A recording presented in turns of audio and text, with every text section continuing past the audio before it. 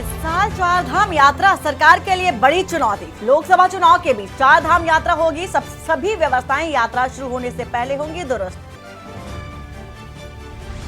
लोकसभा चुनाव के लिए भाजपा की तैयारी तेज। बीजेपी की पूर्व सैनिकों और रिटायर कर्मचारियों पर नजर। बीजेपी सभी क्षेत्रों से जुड़े लोगों के सम्मेलन में करेगी आयोजन। कांग्रेस ने जारी की प्रत्याशियों की लिस्ट। नैनीताल से प्रकाश जोशी और हरिद्वार से वीरेंद्र रावत बने प्रत्याशी। चौथी लिस्ट में शेष 2 सीटों में घोषित हुए प्रत्याशी।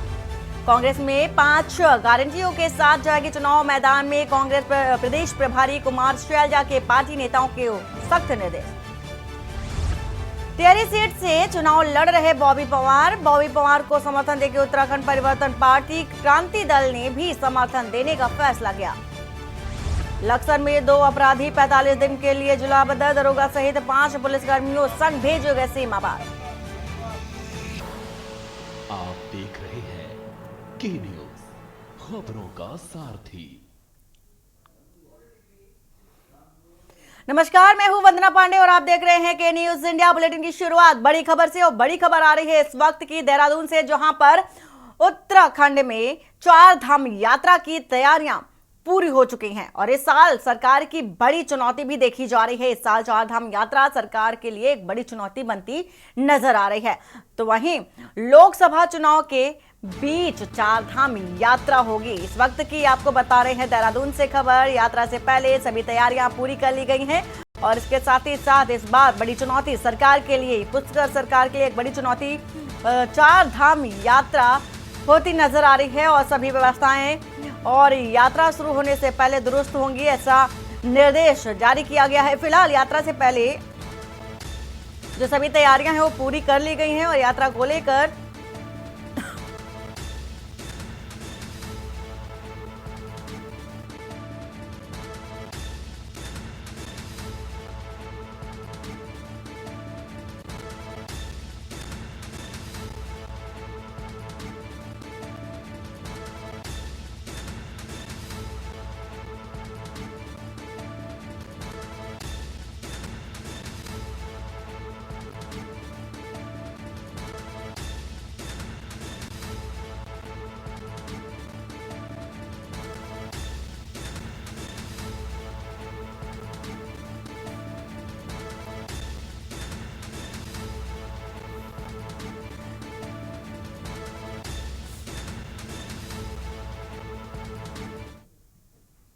देहरादून से खबर है, जहां पर लोकसभा चुनाव के लिए भाजपा की तैयारी काफी तेज हो गई है और बीजेपी की पूर्व सैनिकों और रिटायर्ड कर्मचारियों पर भी नजर है। पूर्व सैनिकों, रिटायर्ड कर्मचारियों, डॉक्टरों को रिझाने की जो योजना है वो भी देखी जा रही है।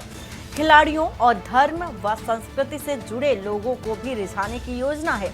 तो बीजेपी सभी क्षेत्रों से जुड़े लोगों के सम्मेलन भी आयोजित कर रही है और विभिन्न प्रकोष्ठों के प्रदेश भर में 27 मार्च से सम्मेलन होगा और बीजेपी की रीति नीति सरकार की उपलब्धियों को भी रखेगी। बताया जा रहा है कि सभी सम्मेलन 10 अप्रैल तक पूरे होंगे। तो 27 मार्च से लेकर के 10 अप्रैल तक सम्मेलन चलाए जाने हैं, आयोजन किया जाना है और सभी क्षेत्रों को साधने की कोशिश है, सभी क्षेत्रों को रिझाने की कोशिश है।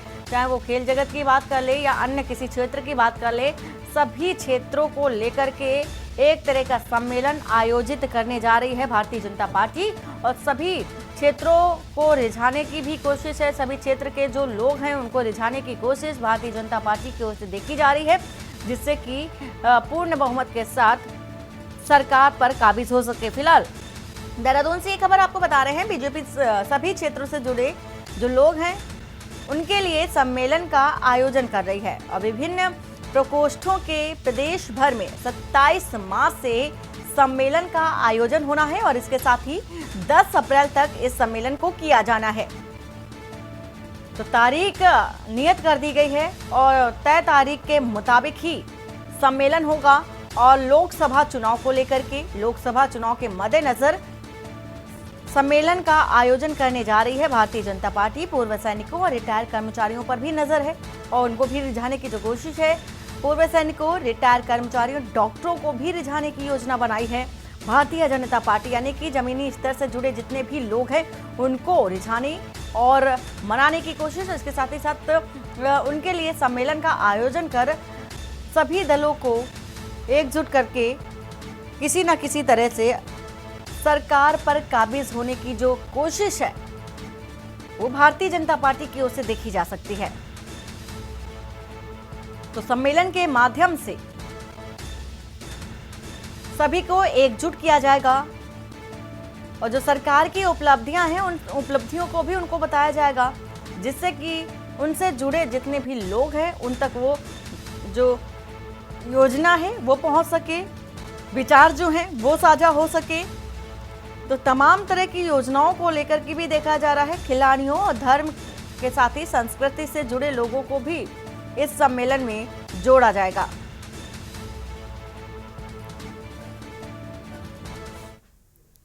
देहरादून से खबर है जहां पर कांग्रेस 5 गारंटियों के साथ चुनाव मैदान में उतरती नजर आएगी। इसके साथ ही साथ कांग्रेस प्रदेश प्रभारी कुमारी शैलजा के पार्टी नेताओं को निर्देश है और राहुल गांधी की ओर से घोषित 5 गारंटियां हैं।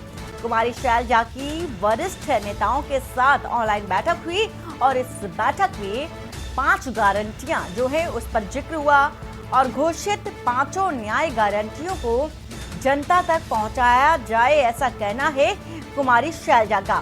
फिलहाल किसान न्याय गारंटी, श्रमिक न्याय गारंटी की नई जो घोषित की गई है, जो भी गारंटी बनाई गई है, और नारी न्याय गारंटी, हिस्सेदारी न्याय गारंटी, उनमें से ये जो 5 गारंटियां हैं उनके बारे में आपको बता रहे हैं। साथ ही युवाओं को लेकर के युवा न्याय गारंटी भी बनाई गई है कांग्रेस पार्टी की ओर से, जिस पर ऑनलाइन मंथन किया गया, बैठक की गई कुमारी शैलजा के नेतृत्व में। चूंकि कांग्रेस प्रदेश प्रभारी हैं और कुमारी शैलजा ने 5 गारंटियों पर मंथन किया है और उन्हीं गारंटियों के माध्यम से जनता तक पहुंचेंगी और तमाम तरह की जो योजनाएं हैं जो बनाई गई हैं कांग्रेस पार्टी के अंदर जनता तक पहुंचाएंगी और उन योजनाओं को भी बताएंगी। और गारंटियां जो भी गारंटी देने की कोशिश देखी जा सकती है कांग्रेस पार्टी की ओर से, उन गारंटी को भी जनता तक पहुंचाया जाएगा।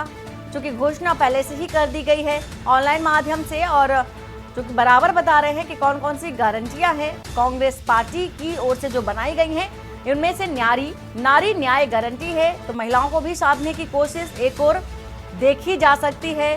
और हिस्सेदारी न्याय गारंटी, युवा, खासतौर युवाओं को लेकर के हमेशा से ही तमाम दल साधते हुए नजर आते हैं युवाओं को, और तमाम तरह की जो बातें हैं वो भी सामने आती रहती हैं। लेकिन अब चूंकि देखा जाता है कि अब घोषित 5 न्याय गारंटियों पर कांग्रेस पार्टी काम करने जा रही है। इसी बीच उत्तर प्रदेश के पीलीभीत से खबर आ रही है।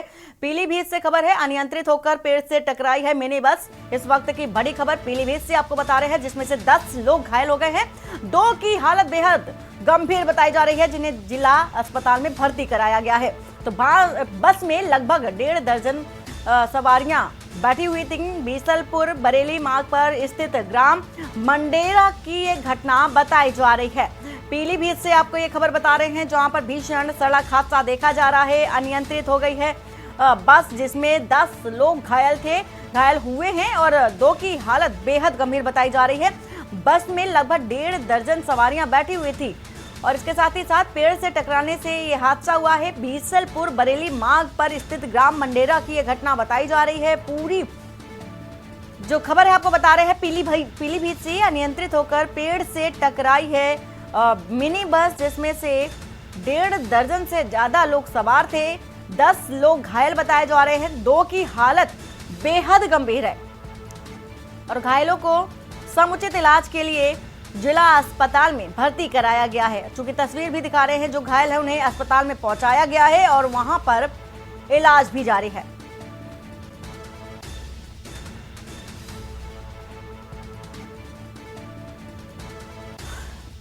तो खबर इस वक्त की पीलीभीत से बता रहे हैं आपको। तो और राहुल शर्मा इसी खबर पर है। राहुल, भीषण सड़क हादसा देखा जा रहा है पीलीभीत में, 10 लोग घायल हैं और 2 की हालत बेहद गंभीर बताई जा रही है। पूरा मामला क्या है, विस्तार से बताइए। जी, आपको बताना चाहेंगे, पीलीभीत में अंतरित होकर पेड़ में मिनी बस टकराई है। 10 लोग घायल हैं, 2 की हालत गंभीर बताई जा रही है। उन्हें जिला अस्पताल में भर्ती कराया गया है। हालत अभी उनकी नाजुक बताई जा रही है। ये बीसलपुर बरेली मार्ग से ग्राम मंडेरा का ये पूरा मामला बताया जा रहा है। बिल्कुल ये जानना चाहेंगे कि जिस तरह से बस में 1.5 दर्जन से अधिक सवारियां सवार थीं, तो ये हादसा कैसे हो गया और जो चालक था किस तरह से ये बस अनियंत्रित हो गई, क्या कारण रहा? एक तेज स्पीड का कहर देखने को मिला। तेज स्पीड में जा रही थी ये मिनी बस, इसी से अंतर होकर पेड़ में जा टकराई। और जो सवारियां थी वो कहाँ जा रही थी, कुछ पता है आपको इस बारे में? ये नेपाल जा रही थी मिनी बस। पूरी जानकारी देने के लिए आपका शुक्रिया। फिलहाल ये पीलीभीत से खबर बता रहे हैं 10 लोग घायल हो गए हैं, 2 की हालत गंभीर बताई जा रही है। जिला अस्पताल में भर्ती कराया गया है घायलों को। बस में लगभग 1.5 दर्जन से ज्यादा की जो सवारियां थी वो बैठी हुई थी। और तस्वीर जो कि आपको दिखा रहे हैं पीलीभीत से, जो घायल है उन्हें इलाज के लिए भर्ती कराया गया है और अनियंत्रित होकर पेड़ से टकराई है मिनी बस।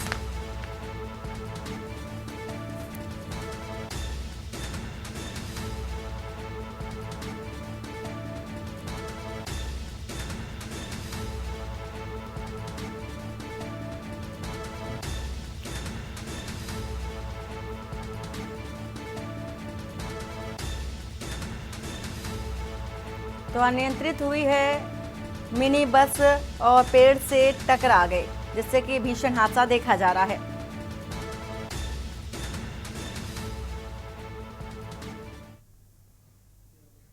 और अब बढ़ते हैं उत्तराखंड की खबरों की ओर। देहरादून से खबर आ रही है जहां पर कांग्रेस ने जारी की है प्रत्याशियों की लिस्ट, जिसमें से कांग्रेस ने 2 लोकसभा सीटों पर घोषित किए हैं प्रत्याशी। नैनीताल से प्रकाश जोशी को प्रत्याशी के तौर पर मैदान में उतारा गया है और हरिद्वार से वीरेंद्र रावत बने हैं प्रत्याशी। चूंकि देखा जा रहा था नैनीताल और हरिद्वार सीट चर्चा का विषय बनी हुई थी और सभी की निगाहें जो थी इन दोनों सीटों पर टिकी हुई थी।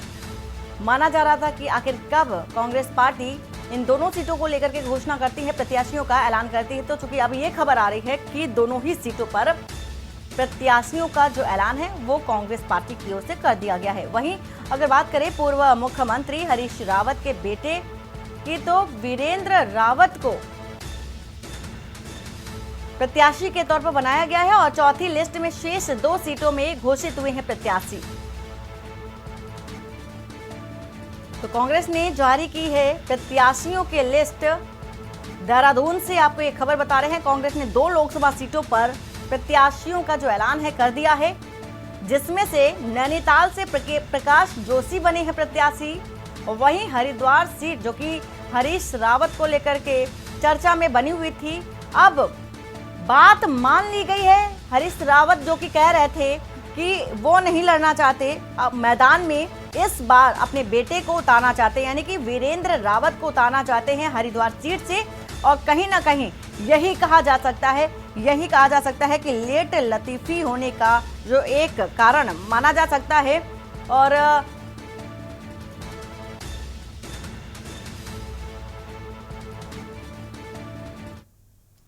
और इसी बीच खबर आपको बता रहे हैं मुख्तार अंसारी से जुड़ी, मुख्तार अंसारी मामले में जुड़ी जो ये बड़ी खबर आपको बता रहे हैं। Banda jailer, 2 deputy jailer suspend कर दिए गए हैं। तो बड़ी खबर इस वक्त की बता रहे हैं आपको, लापरवाही बरतने में सस्पेंड किए गए हैं 2 जेलर को और अनुशासनात्मक कार्रवाई के चलते ये फैसला लिया गया है। तो मुख्तार अंसारी से जुड़ी जो ये बड़ी खबर है आपको बता रहे हैं, बांदा जेलर और 2 डिप्टी जेलर को सस्पेंड कर दिया गया है और लापरवाही बरतने में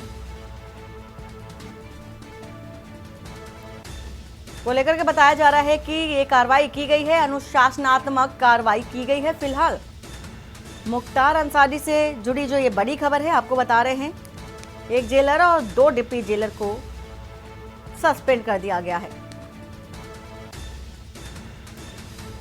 तो लापरवाही बरतना एक कारण माना जा रहा है कि लापरवाही बरतने को लेकर के सस्पेंड किए गए हैं बांदा जेलर और दोनों डिप्टी जेलर्स, जो कि देखा जा रहा है अनुशासनात्मक कार्रवाई की गई है। मुख्तार अंसारी से जुड़ी आपको ये बड़ी खबर बता रहे हैं। फिलहाल 2 डिप्टी जेलर को सस्पेंड कर दिया गया है, बांदा जेलर को भी सस्पेंड कर दिया गया है। कारण बताया जा रहा है कि लापरवाही बरती गई है और इन अधिकारियों की ओर से लापरवाही बरती गई जिसको लेकर के ये कड़ा कदम उठाया गया है।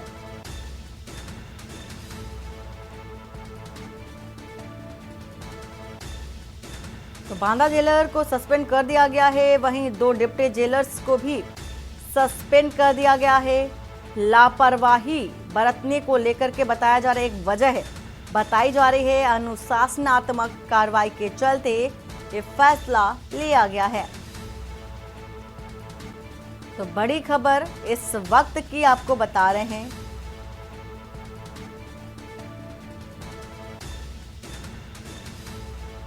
तो अनुशासनात्मक ये कार्रवाई देखी जा रही है।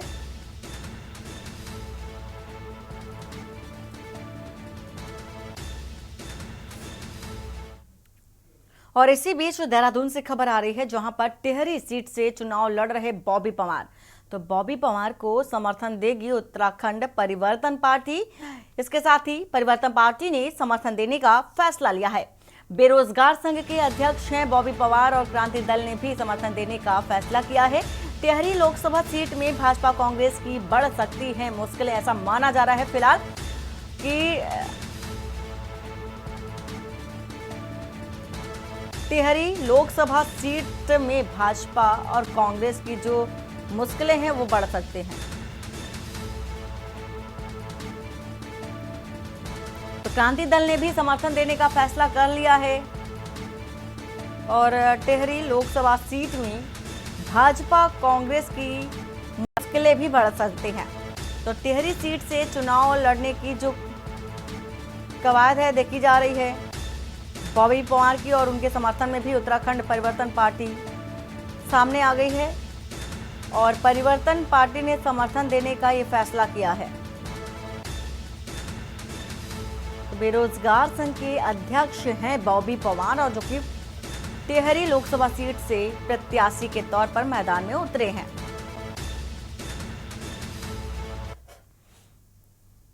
और लक्सर से खबर आ रही है, जहां पर 2 अपराधी 45 दिन के लिए जिला बदर किए गए हैं। तो दरोगा सहित 5 पुलिस कर्मियों संग भेजे गए हैं सीमा पार और डीएम वित्तीय एवं राजस्व कोर्ट में सुनवाई के बाद ये फैसला लिया गया है और कोर्ट ने दोनों को 45 दिन के लिए जिला बदर कर दिया है।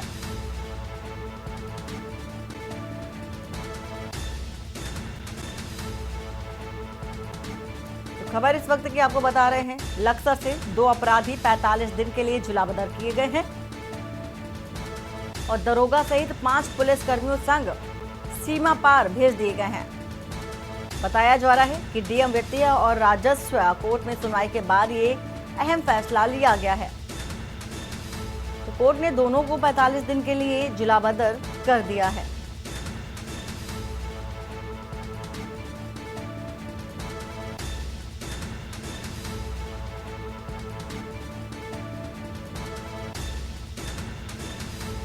तो डीएम वित्तीय एवं राजस्व कोर्ट में सुनवाई के बाद ये फैसला लिया गया है।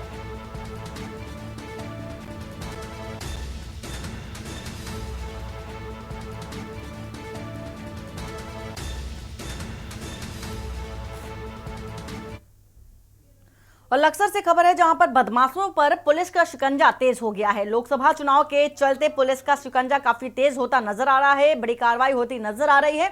4 लोगों के खिलाफ गैंगस्टर एक्ट का मुकदमा भी दर्ज किया गया है। वहीं अपराधियों के खिलाफ भी कई मुकदमे पहले से ही दर्ज हैं। तो खबर इस वक्त की आपको बता रहे हैं लक्सर से, जहां पर बदमाशों पर पुलिस का शिकंजा कसता हुआ नजर आ रहा है। लोकसभा चुनाव के चलते पुलिस काफी एक्टिव मोड में नजर आ रही है और बदमाशों पर अपनी पैनी नजर बनाए हुए है। तो 4 लोगों के खिलाफ गैंगस्टर एक्ट के तहत मुकदमा दर्ज किया गया। वहीं अपराधियों के खिलाफ भी कई मुकदमे पहले से ही दर्ज हैं।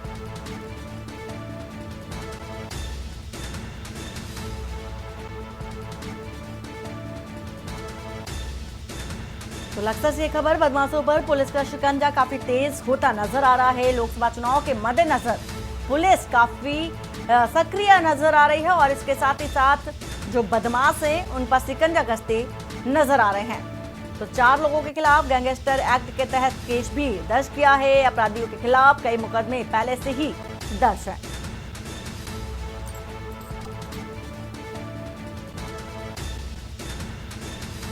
तो खबर इस वक्त की लक्सर से बता रहे हैं आपको। लोकसभा का चुनाव नजदीक और ऐसे में चौतरफा देखा जा सकता है कि अधिकारी पूरी तरह से निगरानी अपनी बनाए हुए हैं। देहरादून से खबर है जहां पर एसएसपी की रणनीति से शराब तस्करों के मंसूबे जो है वो नाकाम होते नजर आ रहे हैं। अंग्रेजी शराब के साथ 2 अभियुक्तों को गिरफ्तार किया गया है। 25 पेटी अवैध शराब बताया जा रहा है कि अंग्रेजी शराब दून पुलिस ने बरामद किया। जनपद में सघन चेकिंग अभियान चलाया जा रहा है और इस चेकिंग अभियान के तहत अंग्रेजी शराब को बरामद किया गया है। तो एसएसपी की रणनीति से शराब तस्करों के जो मंसूबे हैं उनके मंसूबों पर पानी फिरता नजर आ रहा है। तो 25 पेटी अवैध अंग्रेजी शराब दून पुलिस ने बरामद किया है। बड़ी कार्रवाई दून पुलिस की ओर से देखी जा सकती है। सघन चेकिंग अभियान के तहत अवैध अंग्रेजी शराब को बरामद किया है।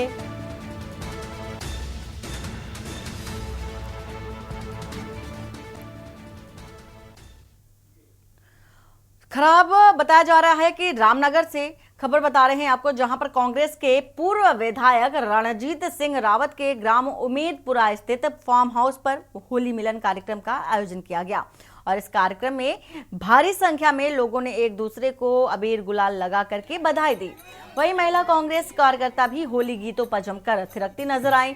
इस मौके पर पूर्व विधायक रणजीत सिंह रावत ने भी सभी लोगों को अबीर गुलाल लगाते हुए होली की बधाई दी।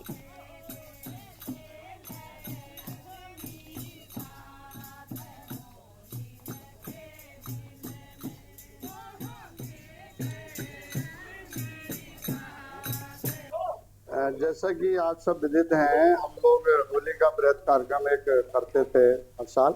इस साल आचार संहिता लग जाने और चुनाव बीच में आने की वजह से उसमें बहुत सारी परमिशनें लेनी पड़ती हैं और आजकल लोग संस्कृति में भी जो है पॉलिटिक्स को डाल देते हैं। बहुत सारी शिकायतें होती हैं। तो इस साल भी हमने एक बार पहले भी चुनाव के समय में स्थगित की थी होली। इस साल भी उस बड़े कार्यक्रम को स्थगित करके आज हमने यहाँ पर जो है होली मिलन का कार्यक्रम रखा है। ये हमारी सांस्कृतिक विधा है और रंगों का, खुशी का, उल्लास का त्योहार है। तो इसमें सबकी भागीदारी होनी जरूरी है, इसलिए इस कार्यक्रम का आयोजन किया गया।